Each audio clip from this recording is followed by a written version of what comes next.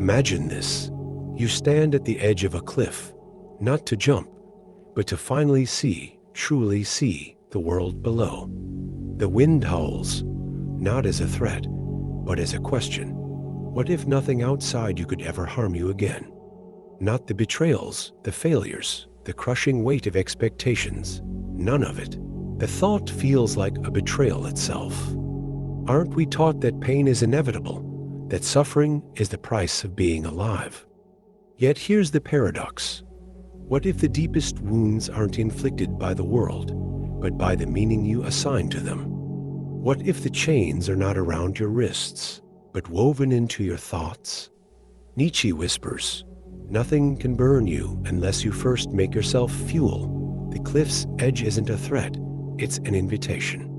To step back or to leap into a truth so terrifying it might set you free. The choice is yours. But first, you must ask, who told you to fear the fall? The real prison is not the world's cruelty. It's the stories we inherit. From birth, we are handed scripts. You must be loved to be worthy. You must succeed to matter. Pain is proof of your weakness. These are not truths.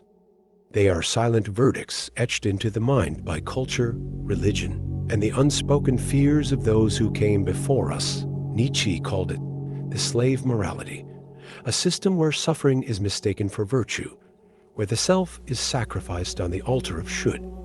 Carl Jung saw it as the shadow, the buried pain we refuse to face, only to have it dictate our lives from the dark. And Viktor Frankl, who survived the camps, warned, when we are no longer able to change a situation, we are challenged to change ourselves. But who dares to question the invisible rules? Who risks the vertigo of realizing you are never broken, only convinced you were? The chains are old, but the lock is on your side.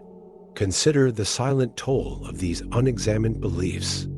Like water carving stone, they shape reality without a sound. You avoid risks, not because the world is dangerous, but because failure has been framed as annihilation. You cling to toxic relationships, not out of love, but because loneliness was branded as intolerable.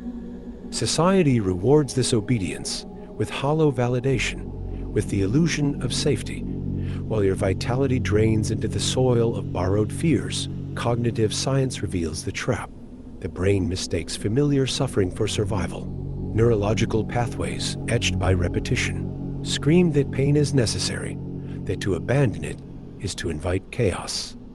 Culture reinforces it, spinning narratives that equate suffering with depth and comfort with shallowness. But Nietzsche's hammer strikes again. Madness is rare in individuals, but in groups, it is the rule. The consequence? A life half lived, a self buried under layers of what if and I can't. The tragedy is not the pain you feel, it's the life you never dared to claim. The escape begins where the fear is loudest, in the moment you dare to ask, why not me? History's freest minds share one act of defiance. They refuse to let pain define them. Nietzsche himself, sick and isolated, declared, become what you are, not in spite of suffering, but by wielding it as a forge.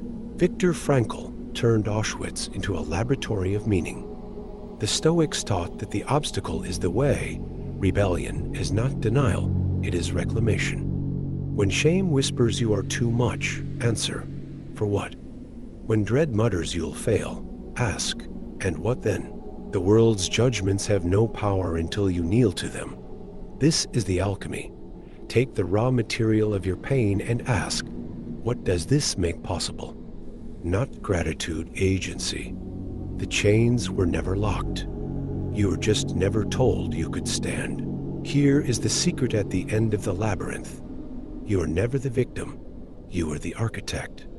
Every story of limitation, every whispered prophecy of doom, was a draft you could revise. Nietzsche's greatest insight was not about overcoming pain, but realizing there was nothing to overcome, only illusions to dissolve. The world breaks everyone, yes, but afterward, some are stronger in the broken places. Not because they healed, but because they chose where the scars would take them. The ultimate truth is this: nothing outside you can ever define you unless you let it in. Not the past, not the opinions of others, not even the failures that still ache. You are the interpreter, the meaning maker, the one who decides what will crush or crown you. So stand at the cliff's edge again. The wind is still howling, but now you know it was never asking you to fall. It was begging you to fly.